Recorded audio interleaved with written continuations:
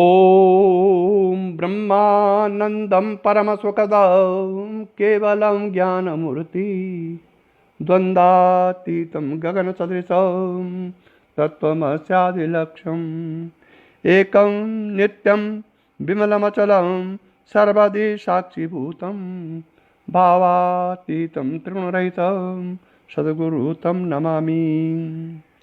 भगवत स्वरूप सद्गुरुदेव श्री देवेंद्र विज्ञानी जी महाराज के चरण कमलों में प्रणाम करते हुए और इस परंपरा के सभी साधकों की आध्यात्मिक उन्नति की प्रार्थना श्री चरणों में करते हुए बड़ौदा गुजरात से श्री ज्वलन देसाई का एक प्रश्न कल ग्रुप में आया है और उन्होंने पूछा है कि समाधि कितने प्रकार की होती हैं, इन समाधियों से क्या लाभ और तूर्य और समाधि में क्या भेद है।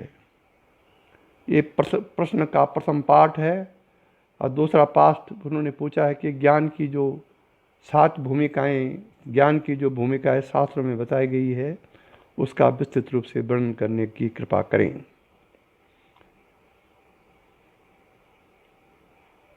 तो ये 2 प्रश्न, एक ही प्रश्न के 2 भाग हैं और तीसरा भाग है कि अंतिम जो ज्ञान की 3 अवस्था अंतिम हैं उनके बारे में विशेष पूर्वक से कहने का कष्ट करें। ये उनका प्रश्न है।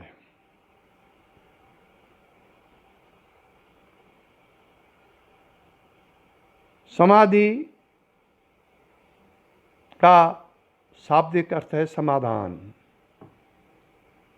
समाधि का शाब्दिक अर्थ है समाधान।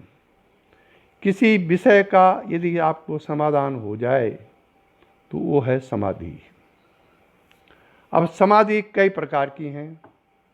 हठयोग के अनुसार दूसरी समाधि है, राजयोग के अनुसार दूसरी समाधि है, प्राण योग के अनुसार दूसरी समाधि है और शक्तिपात में एक विशेष प्रकार की समाधि है। यदि आपका प्रश्न ग्रंथों में जो समाधि का वर्णन है उसके अनुसार है तो उसका जवाब अलग है, और यदि आपका प्रश्न शक्तिपात के अनुसार समाधियाँ कैसी होती हैं तो उसका जवाब अलग है। क्योंकि शक्तिपात जो साधन है वो सेल्फ प्रोविन सिस्टम है। अगर आपको बहुत अच्छा शक्तिपात हुआ है, गुरु शक्ति सामर्थ्यशाली है और शिष्य श्रद्धा वाला है तो शक्तिपात में समाधि के कोई क्रम नहीं है। फिर क्रिया करते करते या साधन करते करते कभी अचानक समाधि हो जाती है और कभी 2 घंटे तक आप साधन कर रहे हैं, समाधि नहीं होती है। ये शक्तिपात की विशेषता है, क्योंकि वो संस्कारों को नष्ट करने के बाद ही कोई फल देती है। ये शक्तिपात में है। अतः मैं शास्त्रों के अनुसार और अपने अनुभव के अनुसार समाधि का वर्णन आप सभी जिज्ञासुओं के सामने करता हूं। शास्त्रों में हठयोग की जो समाधि है वो तो मन प्राण बुद्धि को हठपूर्वक रोकने से जो फल प्राप्त होता है उसको हठयोग में समाधि बोलते हैं, जिसका कि प्रचलन आजकल बहुत ज़्यादा है। लेकिन ये समाधि आपको ज्ञान में नहीं ले जा सकती है। ये जड़ समाधि है। कुछ देर तक 1 घंटा 2 घंटे तक आप सांस रोक करके, प्राण रोक करके, मन को रोक करके समाधिस्थ हो जाएंगे, जो कि जड़ समाधि होगी। चेतना का वहाँ पर कोई अर्थ नहीं है। इसीलिए कई आपने पढ़ा होगा, सुना होगा समाचारों में कि फलाने महात्मा 2 घंटे तक एक गड्ढे में रही, गड्ढे को ऊपर से बंद कर दिया और 2 घंटे बाद वो बाहर आ गए। अधिकतर इसी चमत्कारों के कारण हठयोग की समाधि का ज़्यादा वर्णन आजकल प्राय चल रहा है। दूसरा, जो योग दर्शन के अनुसार, राजयोग के अनुसार, अन्य शास्त्रों के सुप्रसिद्धों के कारण जो समाधियाँ हैं वो 4 प्रकार की हैं। नंबर 1 है सबीज समाधि, और उसका सेकंड पार्ट है निर्विकल्प समाधि।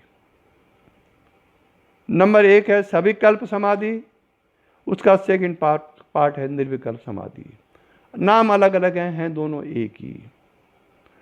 अब सबीज समाधि में या सविकल्प समाधि में क्या होता है? सबीज समाधि मतलब आप जब साधन करते करते करते करते एकाग्रता में आ जाते हैं, मन प्राण बुद्धि उसमें लीन हो जाती उस एकाग्रता में, लेकिन बीज वहां रहता है।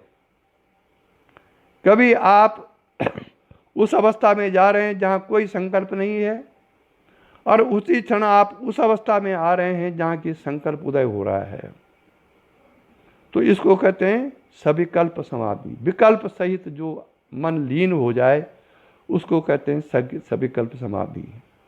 और इस सविकल्प या सबीज समाधि को लगातार कई सालों तक या लंबे अंतराल तक प्रैक्टिस करते करते वो निर्विकल्प समाधि हो जाएगी। निर्विकल्प समाधि में 2 भेद हैं। एक तो जब आदमी सविकल्प समाधि से आगे जाकर के मन जड़ता में चला जाता है, जड़ता में चला जाता है, तो ऐसी अवस्था में आपको कोई होश नहीं रहेगा, शरीर का कोई होश नहीं रहेगा, पता नहीं कहाँ आप ये समझिए कि मैं कहाँ था अब तक। और ज्यों ही कोई आवाज़ बाहर करेगा आप एकदम चौंक उठेंगे। इसका मतलब आप चेतना में नहीं थे, जड़ता में थे। यही अवस्था जब चेतना में जाके होगी तो जब आवाज आएगी तो आप उच्चाटन नहीं होगा आपको, आप शांत भाव से जागृत हो जाएंगे। ये दोनों में एक माइन्यूटली फर्क है। ये डिपेंड करता है कि हो सकता है कि जो आवाज से उठ करके चौंक गया हो वो भी चेतना के इतने गहरे परत में चला गया हो कि बाहर की अवस्था उसको चौंका देती है, ये भी संभव है। लेकिन इसका मूल जो अंतर है वो ये है कि जड़ समाधि से यदि आप उठेंगे तो आलस्य, प्रमाद, संसार वैसे का वैसा दुख, दौर्मनस्य, दुख, आलस्य, ये सब उत्पन्न होंगे एक क्षण में, जो ही आप जड़ समाधि से टूटेंगे। और यदि आप चेतना में डूबे हुए थे तो जो ही वो चेतना वाली समाधि टूटेगी, आप आंख खोलेंगे, अगल बगल देखेंगे तो एक चिन्मय प्रकाश आंतरिक रूप में अनुभव में आएगा। संसार तो दिखेगा लेकिन उसमें चिन्मयता, एक अलग किस्म का प्रकाश उसमें दिखेगा। प्रकाश का मतलब ये भौतिक प्रकाश नहीं, एक अलग किस्म की चमक उसमें उत्पन्न हो जाएगी। समझ लो कि चेतना से लौटे हैं आप। ये समाधि के जो मेरी व्यक्तिगत अनुभव हैं, शास्त्रों के अनुसार, शक्तिपात के अनुसार ये है। तो पहले होगी सविकल्प समाधि, वही सविकल्प समाधि निर्विकल्प समाधि में जाएगी। पहले होगी सबीज समाधि, फिर वही निर्विकल्प समाधि में जाएगी। लेकिन माय डियर फ्रेंड्स, ये समाधि साधन है, ये ध्यान रखिए, ये समाधि साधन है, साध्य नहीं है। साध्य मतलब गोल नहीं है लाइफ का। लाइफ का गोल है आत्म साक्षात्कार। समाधि चित्त की एक अवस्था है, आत्मा की अवस्था ये नहीं है। ऐसे भी साधक हैं जिनको कोई समाधि नहीं होती है लेकिन उनको बोध हो जाता है। बोध इंपॉर्टेंट है, समाधि इंपॉर्टेंट नहीं है। समाधि किसको होगी? विक्षेप वाले मन को। जिसके मन में विक्षेप उत्पन्न होता है उसको ही समाधि होती है। जिसके मन में विक्षेप ही नहीं है, जिसका मन ज्ञानमय हो गया है, जिसके मन में दृष्टि ज्ञानमयी कृत्वा पश्येत् ब्रह्ममयी जगत की भावना उत्पन्न हो गई है, उसको समाधि की कोई आवश्यकता नहीं है। ये डिपेंड करता है कि आपका भाव कैसा है। लेकिन फिर भी यदा कदा मन प्राण बुद्धि आत्मा में लीन होने पर समाधिस्थ हो जाते हैं। ये सभी मार्गों में है। हठ योग में तो कर्ता भाव से समाधि आती है। राजयोग में विचार करते करते करते करते करते करते करते करते जब विचार की यंड आता है, मन जब विचार करते करते समाप्ति पर आता है तो समाधि हो जाती है, सविकल्प या निर्विकल्प। लेकिन आत्म साक्षात्कार के लिए या ब्रह्म साक्षात्कार के लिए, ये ब्रह्म ज्ञान के लिए निर्विकल्प समाधि होना आवश्यक है। तब चाहे वो शक्तिपात की क्रियाओं के माध्यम से आए, चाहे राजयोग के माध्यम से आए, चाहे योग दर्शन के माध्यम से आए, चाहे हठ योग से आए, लेकिन निर्विकल्प समाधि के बाद ही आपका चित्त आत्म प्रसाद से भरता है और फिर उस आत्म प्रसाद से आत्म साक्षात्कार की जो द्वार है वो खुलता है। इसलिए निर्विकल्प समाधि या निर्विष समाधि ही श्रेष्ठ है। इसके बाद एक समाधि उत्पन्न होती है, उसको बोलते हैं सहज समाधि। सहज समाधि कब होगी? क्या है ना, दुर्लभ विषयो त्याग दुर्लभ तत्व दर्शन और दुर्लभ सहजावस्था सदगुरु करुणा बिना। तो जब तत्व दर्शन के बाद वो समाधि आती है सहज समाधि। ये निर्विकल्प, सविकल्प, निर्बीज और सबीज निर्विकल्प समाधि के बाद जब आत्म साक्षात्कार होगा, आत्म साक्षात्कार के बाद आपको ब्रह्म ज्ञान होगा। ब्रह्म ज्ञान की स्थिरता के बाद, ब्रह्म ज्ञान की स्थिरता के बाद, स्थिरता का मतलब जब आप हर समय आत्मरमण या ब्रह्म रमण करते रहेंगे, तब ये सहज समाधि उत्पन्न होती है। सहज समाधि का मतलब वहाँ आप कोई कर्ता भाव से समाधि नहीं कर रहे हैं, आपके मन में समाधि की कोई भावना भी नहीं है, लेकिन उस आत्मरमण, ब्रह्म रमण, ब्रह्मनिष्ठा के कारण आप हर समय चिदाकाश में रम रहे हैं। शरीर, मन, बुद्धि, प्राण अलग काम कर रहे हैं। दैट इज कॉल्ड सहज समाधि। ये अंतिम समाधि ये ज्ञानियों को होती है, योगियों को नहीं, ज्ञानियों को। योगी नीचे की अवस्था और ज्ञानी ऊपर की अवस्था है। शास्त्रों में जो वर्णन है, न तस्य रोगो जरा न मरणम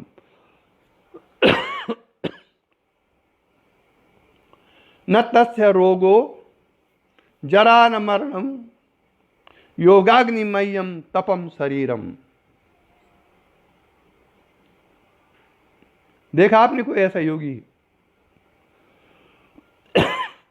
योगी के लिए कहा गया है कि उसको न तो कोई रोग,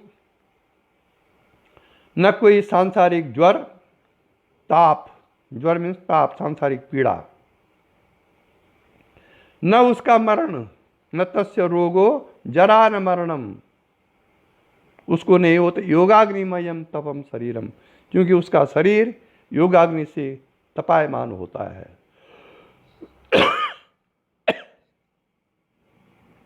पर मैंने तो कोई ऐसा योगी देखा नहीं। प्रत्येक शरीर में रोग होता है, आज तक जो मेरा अनुभव है। तथा कथित जो ज्ञानी और योगी वो बड़ी बड़ी दुर्दशा में मैंने जाती, उनके शरीर की बड़ी दुर्दशा होते हुए देखी है। अच्छे अच्छे महात्मा, भले ही प्रारब्ध की आड़ हम ले लेते हैं कि शरीर का प्रारब्ध ही ऐसा था। एक बहुत बड़ा महात्मा था जिनके शरीर पर कीड़े पड़े, लास्ट में पूरे शहर में उनके शरीर को घुमाया गया। जिस महात्मा ने जिंदगी भर शरीर मिथ्या है ये उपदेश शिष्यों को दिया, उसी शरीर को पूरे मार्केट में घुमाया गया। कितना बड़ा अज्ञान है। महात्मा के शरीर में बाद में कीड़े पड़े तो कहाँ रहा फिर? न तस्य योगो जरा न मरणम योगाग्निमयम तपम शरीरम। भले हम प्रारब्ध के आगे शरीर का प्रारब्ध ही ऐसा था, लेकिन अगर उसको तत्व दर्शन था, परमात्मा की प्राप्ति थी, तो शरीर जाने से पहले प्रारब्ध को नष्ट क्यों नहीं किया? प्रश्न ये उठता है। जबकि मुक्त अवस्था तो समस्त कर्मों के नष्ट के फल, समस्त कर्मों के फल का नष्ट होने के बाद मुक्त अवस्था प्राप्त होती है। मुक्त अवस्था में स्थिरता आती है। शरीर थोड़ा ढीलापन हो सकता है, शरीर रोगी हो सकता है, लेकिन अंदर की चेतना तो रोगी नहीं होनी चाहिए ना। आप अपने सेवक के परमुखापेक्षी हैं, चेतना आपको है ही नहीं कि टट्टी हो रही कि पेशाब हो रही है, फिर कहाँ रही चेतना? मेरा प्रश्न यह है कि जो शास्त्र कह रहा है,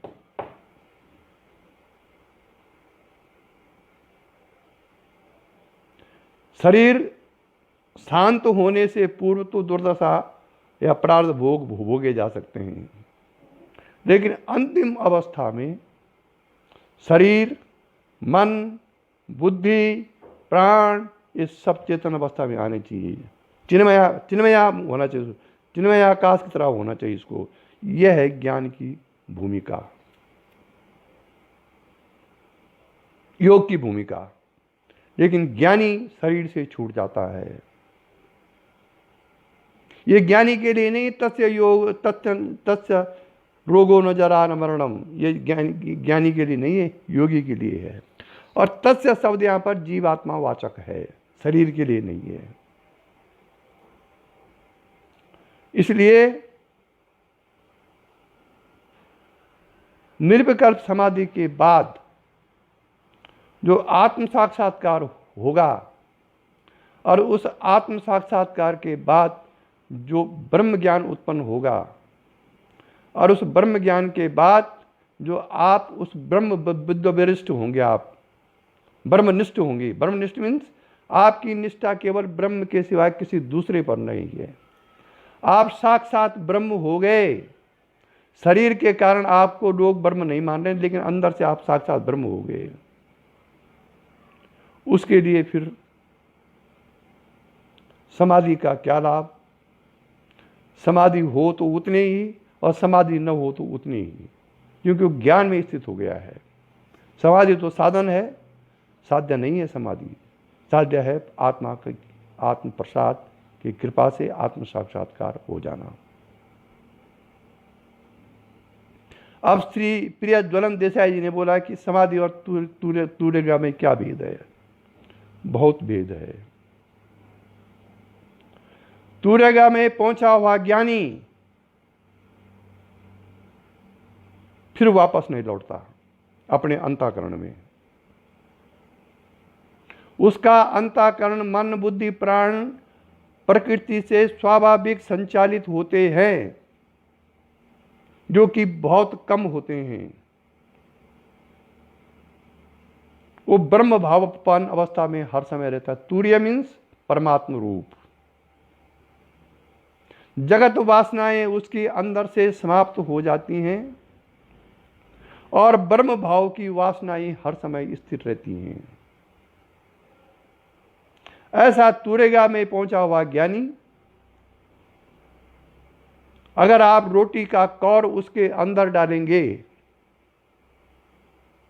तो ओंठ को चप चप कर हिला देगा खाते समय। अगर नहीं डालेंगे तो वो शांत बैठा हुआ है, उसको कोई लिप्सा नहीं है किसी चीज की। इसको बोलते हैं तुर्य अवस्था। और ये तब आती है जब आपका कारण शरीर पूर्ण रूप से नष्ट हो जाता है। इससे पूर्व की अवस्थाएं कारण सहित, सूक्ष्म शरीर और स्थूल शरीर सहित हैं। मुझे अपने गुरुदेव का प्रसंग याद आ रहा है।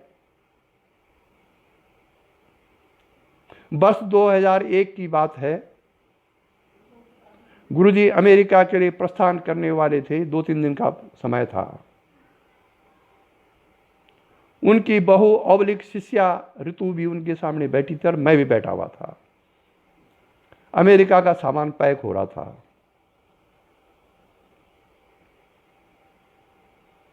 अचानक गुरु जी ने कहा, कोठारी जी, यदि मेरा कारण शरीर नष्ट हो गया अमेरिका में, 6 महीने मुझे अमेरिका में रहना है, अगर कारण शरीर पूर्ण रूप से नष्ट हो गया तो मैं फिर लौटूंगा नहीं, शरीर शांत हो जाएगा। और ये ऋतु मेरी बड़ी प्रिय है, इसका आप ध्यान रखना। अब मैं चौंका, गुरु जी तो अमेरिका जा रहे थे, और मैं चौंका, क्या गुरु जी का कारण शरीर अभी तक नष्ट नहीं हुआ? मेरी उनकी तरफ मान्यता थी कि बहुत बड़े ज्ञानी, 6वीं 7वीं भूमिका के ज्ञानी हैं, लेकिन जब उन्होंने अपने मुंह से कहा तो मैं चौंका। खैर, मैंने कोई जवाब उनको नहीं दिया। यह संभवतः अप्रैल फर्स्ट वीक की बात थी। वो अमेरिका गए, 2 महीने बीते, 4 महीने बीते, अक्टूबर में वापस आए। वो मेरी हिम्मत नहीं पड़ी, जब अक्टूबर में वापस आए तो मेरी हिम्मत नहीं पड़ी उनको ये पूछने की क्या कारण शरीर आपका नष्ट नहीं हुआ?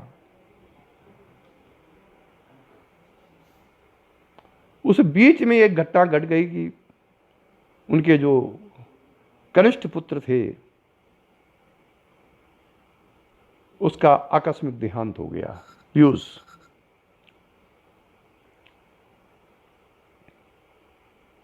और जब ये घटना घटी, गुरुजी लौटे, तो मैंने कुछ जिज्ञासा उनसे की इस पूरे प्रकरण के बारे में।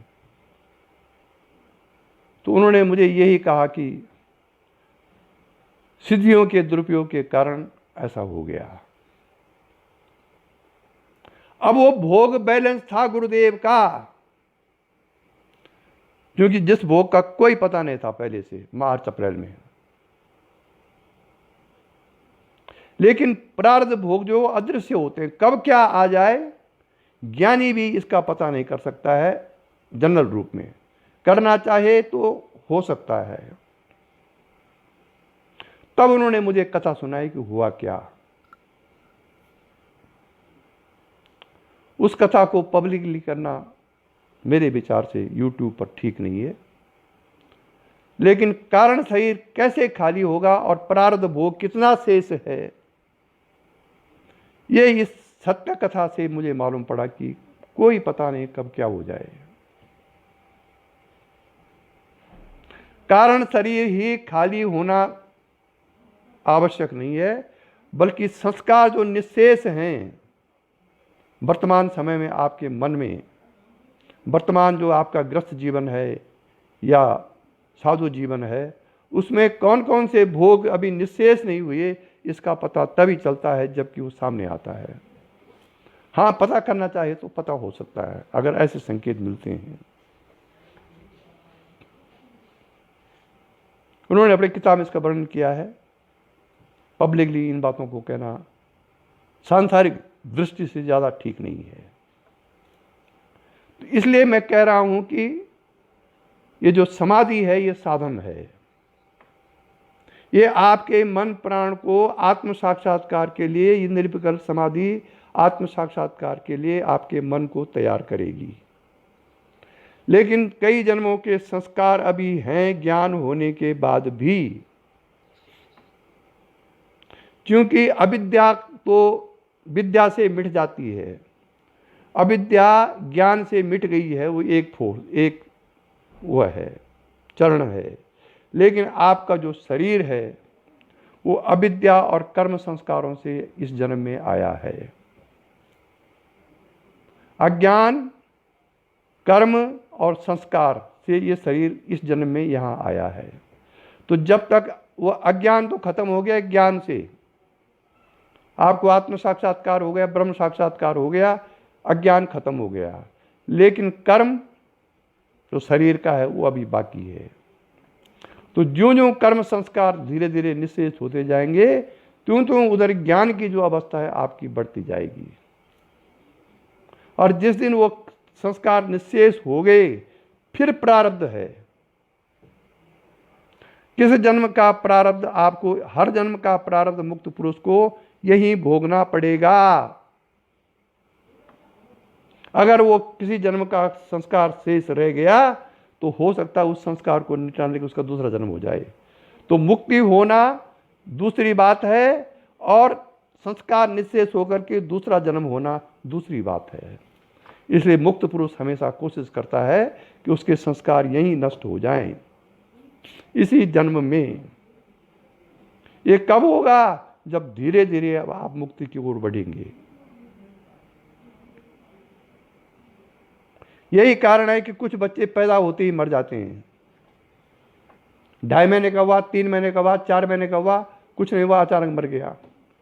वो जीव केवल 2.5 महीने के लिए अपने संस्कारों को पूरा करने आया था और उस दूसरे जन्म में वो संस्कार पूरे हुए, फिर वो मर गया, फिर तीसरा जन्म में गया वो।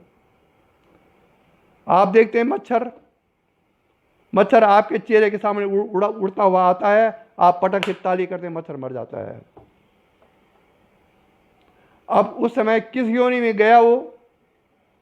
मरने के बाद मच्छर को अगर ये भाव उसके मन, मच्छर का भी मन है, बिना मन के तो उड़ नहीं सकता वो, बिना मन प्राण के वो उड़ नहीं सकता है मच्छर। और जब आपने ताली पीटी और आपके हाथ के अंदर मच्छर आ गया, वो मर गया, उस समय उसके मन में अगर यह आया कि किसी आदमी ने मुझको मारा है ताली पीट करके, तो आदमी के संस्कार उसके अंदर चले गए। लेकिन ऐसा कम होता है क्योंकि वो विवेकशील नहीं होते हैं, लेकिन ऐसा हो जाता है कभी कभी। यदि उसके चेतना में ये बात आ गई कि किसी अन्य प्राणी के द्वारा मुझे मारा गया है, तो उसका संस्कार चला गया वहां।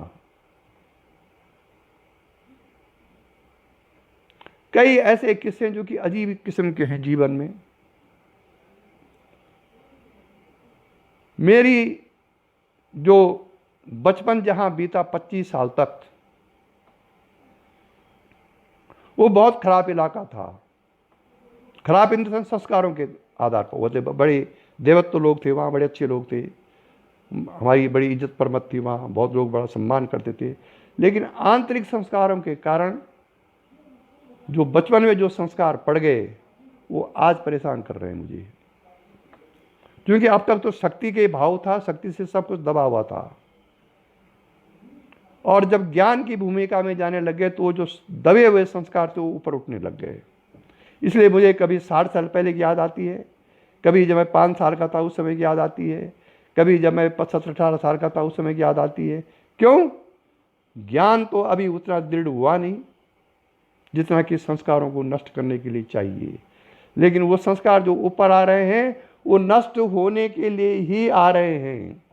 अगर हमको ये ज्ञान है तो संस्कार जल्दी नष्ट हो जाएंगे। क्योंकि जो स्मृति आत्मा, शास्त्रों में स्मृति आत्मा का वर्णन है। अगर आपकी स्मृति 60 साल पहले जा रही है और आप उस स्मृति में स्थिर हो रहे हैं तो समझ लो कि आत्मा के आप उतने नजदीक हैं। लोग इसको खराब मानते हैं, लेकिन अगर स्मृति इतनी दूर जा रही है तो इसका मन, आपका मन इतना सूक्ष्म हो रहा है और आत्म साक्षात्कार या आत्मा ब्रह्म भावना के आप नजदीक पहुंच गए उस क्षण जब ऐसा हो रहा है।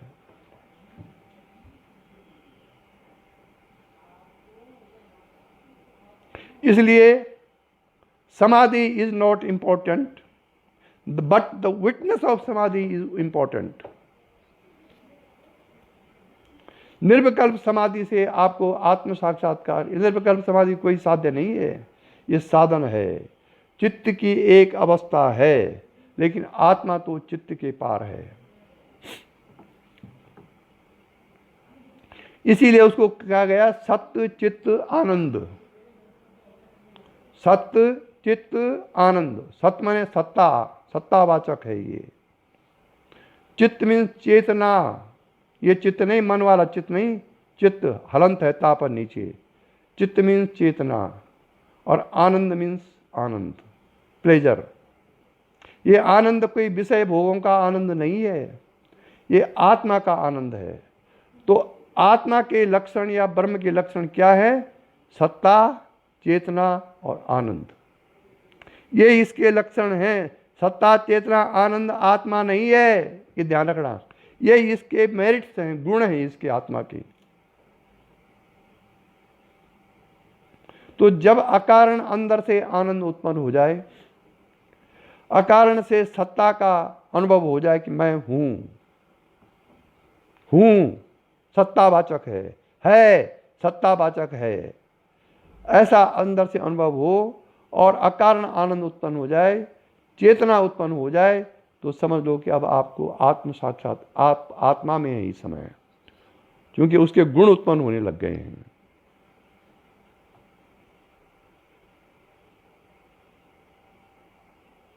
और यही ज्वलन देसाई का जो प्रश्न का उत्तर है, इस प्रकार से है। शक्तिपात में ये कोई क्रम नहीं है, नारायण बोलना पड़ेगा।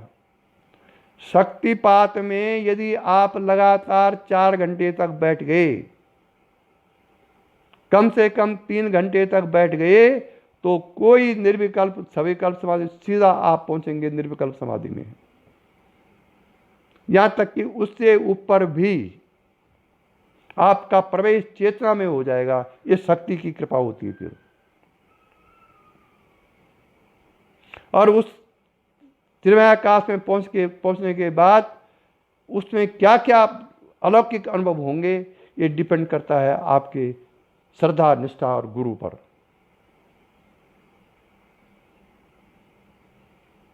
ऐसा भी देखा गया कि कोई साधक गुरु के पास गया, दीक्षा की प्रार्थना की, 3 फल गुरु के सामने रखे और गुरु ने कहा अच्छा अभी जाओ तुम, 1 फल उसके हाथ पे दे दिया और आते ही बाहर आत्म साक्षात्कार हो गया। क्षण मात्र में आत्मा का साक्षात्कार हो गया। लेकिन साधक ने समझा नहीं कि यही आत्म साक्षात्कार है, क्योंकि वो कभी जिस शहर को आपने देखा ही नहीं, अचानक उस शहर से गुजरेंगे आप तो आपको पता ही नहीं चला कि ये ऋषिकेश है, क्योंकि आपने कभी देखा नहीं। लेकिन बाद में अनुभव हुआ कि वो एक विचित्र अवस्था थी। यह है ज्ञानी का संकल्प और साधक की अपनी पात्रता।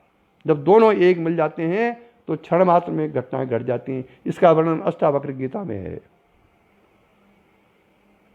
तो गुरु रूप अष्टावक्र ने शिष्य रूपी जनक को क्षण मात्र में आत्म साक्षात्कार का अनुभव करा दिया। भले उस शिष्य बाद में बहुत नीचे आ गया, पर एक बार गुरु ने अपना गुरुत्व दिखा दिया। ये प्रसंग ठीक ऐसे ही जैसे अभी घट रहा हो। क्या कारण हुआ वो?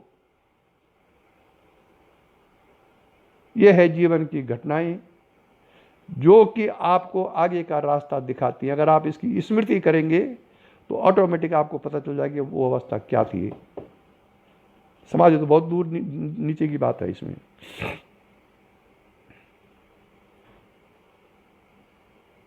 इसीलिए अष्टावक्र गीता में कहा गया है कि सर्वत्र जो ज्ञानी महात्मा होता है, समाधि से ऊपर जो सहज समाधि में जो होता है, जो महात्मा सहज समाधि में होगा, उसके लिए अष्टावक्र गीता में कहा गया है क्या? सर्वत्र दृश्यते स्वस्था, सर्वत्र दृश्यते स्वस्था, सर्वत्र विमलाशया, और समस्त वासना मुक्ता सर्वत्र राजति, और न मुक्ता विषया द्वेष्टा नवा विषय लोलुपाए, असंशक्त मना नित्यम प्राप्त मुपाश्रुते। ऐसा जो ज्ञानी है वो न तो विषयों से द्वेष करता है, न मुक्ता विषया द्वेष्टा। कोई भी विषय उसके सामने आ जाए उसे कोई द्वेष नहीं करेगा वो, क्योंकि वो समझ रहा है कि मेरा प्रारब्ध भोग सामने आ गया। न मुक्ता विषया द्वेष्टा और नवा विषय लोलुपा, और न वो विषय की कोई कामना करता है कि मुझे वो फलां चीज मिल जाए, फलां चीज मिल जाए। असंशक्त मना नित्यम प्राप्त मुपास्नुते। अब यह असंग शक्ति भूमिका जो ज्ञान की है यहां पर वर्णन हो रहा है अष्टावक्र गीता में। असंशक्त मना नित्यम प्राप्त मुपास्नुते। वो इस संसार में असंग मन से विचरता है। प्राप्ति के लिए कोई इच्छा नहीं और अप्राप्ति के लिए कोई दुख नहीं। ऐसा जो ज्ञानी है योगी नहीं, ज्ञानी। वो अगर वैश्यालय में खड़ा होगा ऐसा ज्ञानी, तो लोग वहां भी उसके चरणों में गिर जाएंगे। क्योंकि शास्त्र बोले ना, सर्वत्र विषया द्वेष्टा सर्वत्र विमलाशया। हर जगह वो विमलाशय मतलब विमल निर्मल मन से खड़ा होता है। और समस्त वासना मुक्त हो, समस्त वासनाओं से उसका अंतःकरण मुक्त होता है। ऐसा नहीं कि कोई कर्म नहीं, कर्म वो करेगा लेकिन वो उससे मन से करेगा, भारी मन से। इसलिए मुक्त पुरुष, उसके लिए कोई बंधन नहीं, वो कहीं भी जा सकता है, मंदिर में जा सकता है, वैश्यालय में जा सकता है। इसलिए नहीं कि वहां कर्म करेगा कुछ, अगर उसको जाना पड़ जाए तो उसके लिए कोई बंधन नहीं है। यह है समाधि के बाद का फल। समाधि वाला तो अटका रहता है, लेकिन जिसको सहज समाधि हो जाती है, जो कि शक्तिपात में ही है, ये मेरा अनुभव है। शक्ति यदि चाहे तो आपको क्षण मात्र में सहज समाधि में ले जा सकती है, अगर आप साधनरत हैं। क्योंकि साधना का फल शिष्य की श्रद्धा पर डिपेंड करता है, गुरु पर डिपेंड नहीं करता है। अगर गुरु भी शक्ति सामर्थ्यशाली है और शिष्य में श्रद्धा नहीं तो कुछ नहीं होगा। और गुरु शक्ति सामर्थ्यशाली भी नहीं भी है, कम है, अध कचरा है, लेकिन शिष्य में श्रद्धा है तो सब कुछ नहीं तो कुछ न कुछ तो जरूर होगा। ये शक्तिपात का विधान है। इसलिए मैंने समाधि का वर्णन कर दिया। शक्तिपात के साधकों को सहज समाधि की ओर ध्यान रखना चाहिए, जिससे वो ज्ञान की भूमिका में जा सके।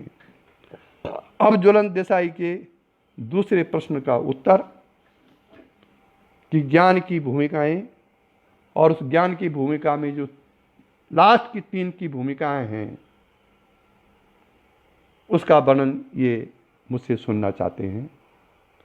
मैं इसमें स्पष्ट कर दूं कि लास्ट की 3 भूमिकाओं का अनुभव प्रैक्टिकल रूप से मुझे नहीं है।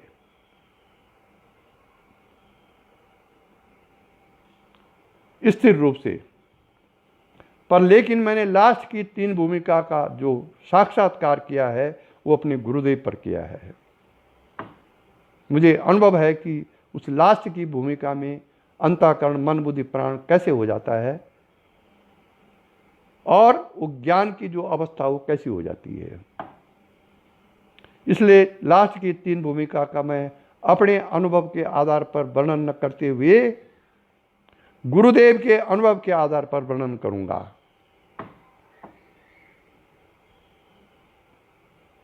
जिसका मुझे यत्किंचित उनके सामने बैठते हुए कुछ न कुछ अनुभव हुए।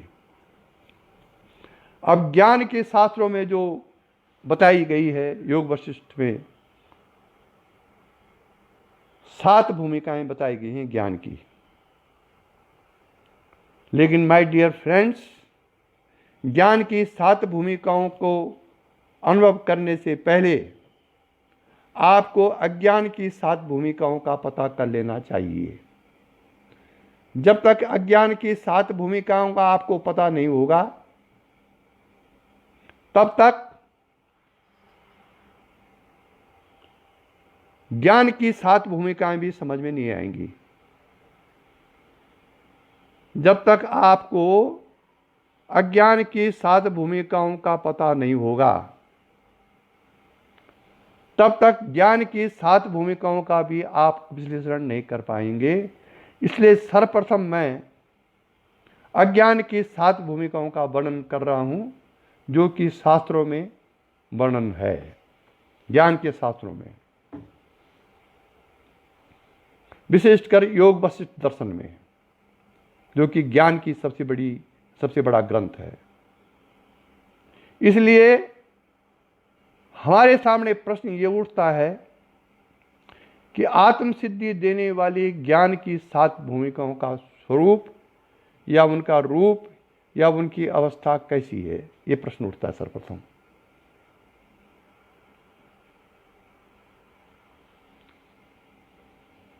देखिए, वास्तव में जो ये हमारा आत्म स्वरूप है, हमारी जो आत्मा की जो अवस्था है, उसमें अनादिकाल से, अनादिकाल समझते हैं आप? काल का कोई पता, उसका शुरू कब हुआ इसका कोई पता नहीं है। कि हमारे आत्म स्वरूप में अज्ञान का आरोप कब से हुआ, यह इसको बोलते हैं अनादि। इसकी शुरुआत कब हुई इसका कोई पता नहीं है और न कोई पता कर सकता है। इसलिए अनादिकाल से हमारे आत्म स्वरूप में अज्ञान का आरोप है। ये कब से आरोप है इसका कोई पता नहीं है। इसलिए इस अज्ञान की भी 7 भूमिकाएं हैं। भूमिकाएं मतलब 7 स्तर हैं। कहां से शुरू होता है? सृष्टि के आदि में चिन्मय परमात्मा से। ध्यान दो इस शब्द पर। जब सृष्टि शुरू हुई, आप इसको अपनी सृष्टि से मिला सकते हैं। आपका मन जब सृष्टि करता हो, जब व्यष्टि भावापन अवस्था में आप समझेंगे, तभी परमात्मा की सृष्टि को समझ पाएंगे आप। तो परमात्मा की जो सृष्टि है उसके आदि में चिन्मय परमात्मा से अलग भावापन परमात्मा है, उससे आपने अलग भावापन जो आया, पृथकत्व जो आया, उसमें व्यष्टि चेतन प्रकट होता है। अब देखो, परमात्मा भाव से मतलब समष्टि भाव से व्यष्टि चेतन प्रकट हो गया। मतलब परमात्मा रूपी जो समष्टि चेतन है, उससे सर्वप्रथम व्यष्टि चेतन प्रकट हुआ। क्यों हुआ व्यष्टि चेतन प्रकट?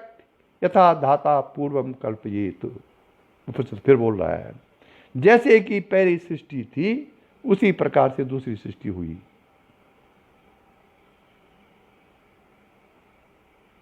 और वो जो व्यष्टि चेतन उस परमात्मा चेतन से प्रकट हुआ, यूनिवर्सल कॉन्शसनेस से जो इंडिविजुअल कॉन्शसनेस प्रकट हुआ, यथा धाता पूर्वम कल्पयेत, अर्थात एको अहम बहुश्यामा।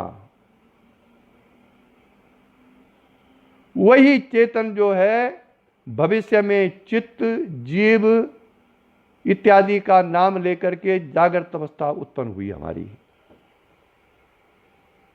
यही है जागृत अवस्था जो शास्त्रों में कही हुई है।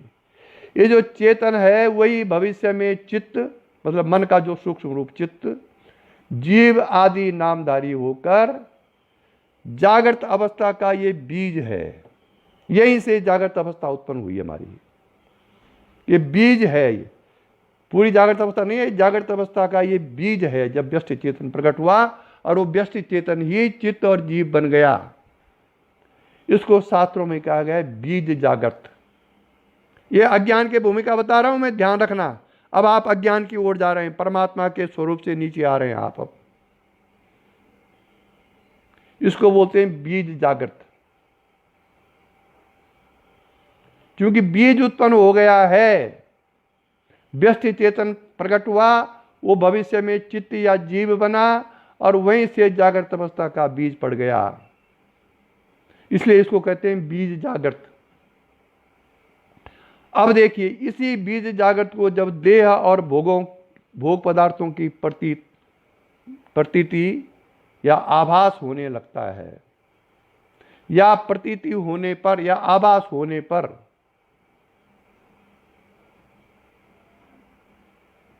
देह मने शरीर, भोग पदार्थ मने जो ये शरीर के भोग पदार्थ हैं, जो भी हैं विषय वासना भोग पदार्थ जो हैं, इसकी प्रतीति होने पर इसे जागृत कहते हैं। बीज जागृत, पहली अज्ञान की अवस्था उत्पन्न हो गई और दूसरी की अज्ञान की अवस्था उत्पन्न हो गई जागृत। नारायण बोलना पड़ेगा। अब देखो, कहां परमात्मा स्वरूप थे आप और कहां वहां से व्यष्टि चेतन उत्पन्न हुआ, कहां वहां से फिर वो व्यष्टि चेतन जो है जीव हुआ या चित्त हुआ, फिर वहां से कहाँ आप आ गए, उसमें बीज पड़ा जागृत का, फिर आप जागृत अवस्था में आ गए।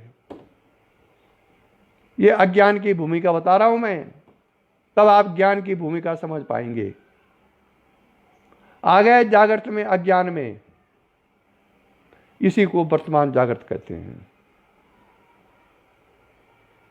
क्यों कहते हैं इसको वर्तमान जागृत? क्योंकि स्वप्न भी वर्तमान रहने तक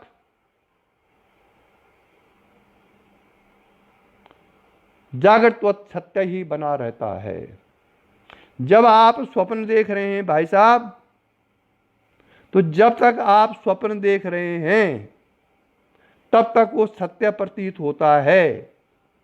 मैंने पहले भी कहा है।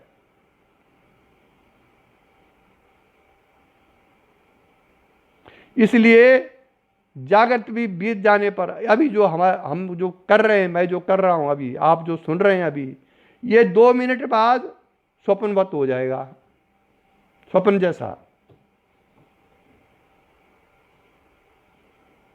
इसलिए जागृत भी बीत जाने पर स्वप्न जैसा हो जाता है।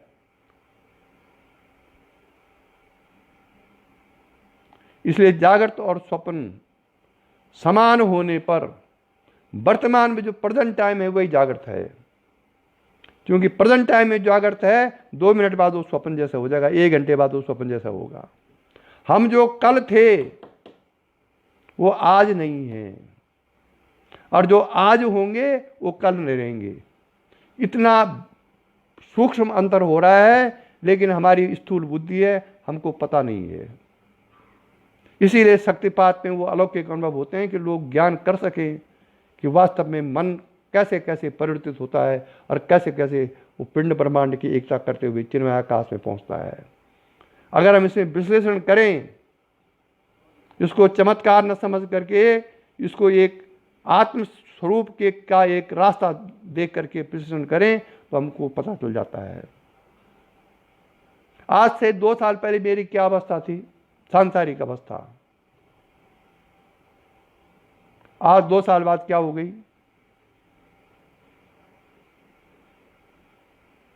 तो हर क्षण इस संसार में परिवर्तन हो रहा है। वर्तमान जो जागृत है वो स्वप्न हो गया। 2 साल पहले जो घटनाएं घटी जीवन में, वो आज स्वप्न जैसी लग रही है, जैसे कुछ हुआ ही नहीं।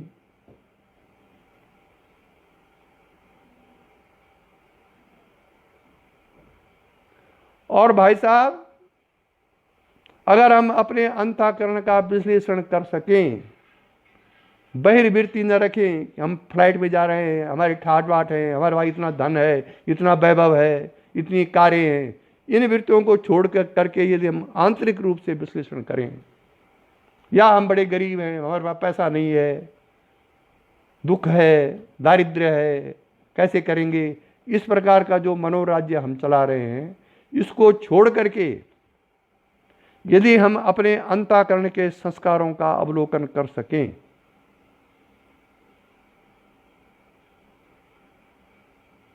तो इन देह और भोगों के प्रतीति की, उन संस्कारों की प्रतीति होने पर फिर हमारे पूर्व जन्मों की, जन्म जन्मांतरों की स्फूर्ति उत्पन्न होती है अंदर से। अभी एक शादी का बता रहे थे ना फोन करके मुझे, कि समुद्र के अंदर घर बने हुए, वहां पूरा संसार है, मकान बने हुए हैं समुद्र के अंदर, वो भी समुद्र के अंदर ही है। आधुनिक विज्ञानी तो बने, अमेरिका में तो है समुद्र के अंदर पुल बने हुए हैं, चलते हैं, लेकिन उसने ऐसे मकान देखे, ऐसा दृश्य देखा जो कभी दिखाई ही नहीं दिया। क्या है ये? उसने अपने अनुभव बताए मुझको। यही है पूर्व जन्म जन्मांतर। हम आदमी हैं, लेकिन वो जीवात्मा कब मच्छी के संकल्प में, कब सर्प के संकल्प में, कभी जिस योनि में वो रही होगी, उसका संकल्प आते हुए भी वो पूर्व जन्म जन्मांतरों के प्रतीत का स्फुरण होता है, जिसका कि उदाहरण है। जहां आज समुद्र है, हो सकता है उस जन्म में जब कभी हजारों साल वो जीवात्मा वहां रहा होगा, वहां घर होंगे। अगर हम अन्वेषण करें तो आज वहां समुद्र है। ये तो इतिहास भी कहता है, जहां कभी 33 सागर लहराता था, आज वहां हिमालय खड़ा है।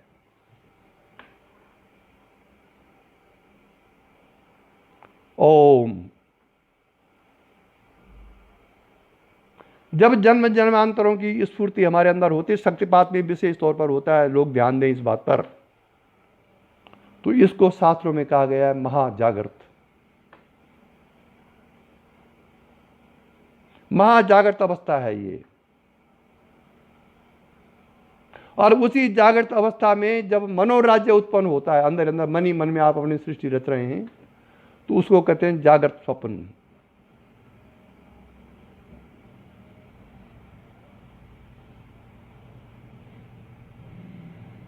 और उस जागृत स्वप्न के बाद होता है स्वप्न। वो स्वप्न कहां होता है जीवात्मा के? शास्त्र के अनुसार कंठ से हृदय तक एक नाड़ी पाई जाती है, उसको बोलते हैं हिता नाम की नाड़ी। जब सोए हुई अवस्था में उस हिता नाम की नाड़ी में मन प्राण प्रवेश करते हैं, तो जीव के संस्कारों के अनुसार स्वप्न उत्पन्न हो जाता है, जो कि मिथ्या है और मरुजल में अल्प समय में देखी हुई बातें हैं। 2 चंद्रमाओं के समान है, इतनी असत्य है वो, फिर भी स्वप्न जब आप देख रहे हैं तो वो सत्य जैसी प्रतीत होती है। यही अज्ञानी पुरुष की वो स्वप्न जो है, यही अज्ञानी पुरुष का महाजागृत अवस्था है। और उसके बाद आता है महाजागृत अवस्था के बाद क्या उत्पन्न होता है? फिर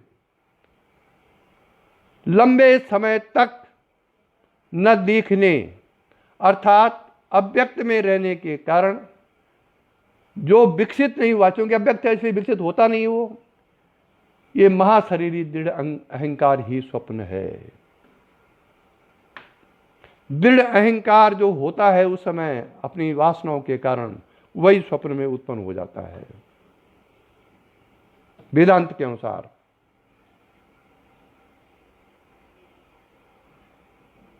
और इस प्रकार से सुदृढ़ अभिनिवेश मतलब शरीराध्यास, जब हमारे अंदर सुदृढ़ शरीराध्यास होता है तो, या शरीराध्यास कहिए उसको, या चिर स्थायित्व की कल्पना कि हम कभी नहीं मरेंगे, ये शरीर हमेशा रहेगा, इस स्थायित्व की जब कल्पना पुष्ट जागृत होती है, तो जैसा स्वप्न महाजागृत की क्षमता प्राप्त कर लेता है, स्वप्न की इसी अवस्था को स्वप्न जागृत माना जाता है। ये अहंकार का कारण है। जब हम इन 6 अवस्थाओं का परित्याग कर लेते हैं, अब एक अज्ञान की भूमिका गिना रहा हूं मैं, इसको बड़ा रहस्यमय चीज है। जब इन 6 अवस्थाओं का हम त्याग कर देते हैं, तब हमारी आती है 7वीं अवस्था सुषुप्ति।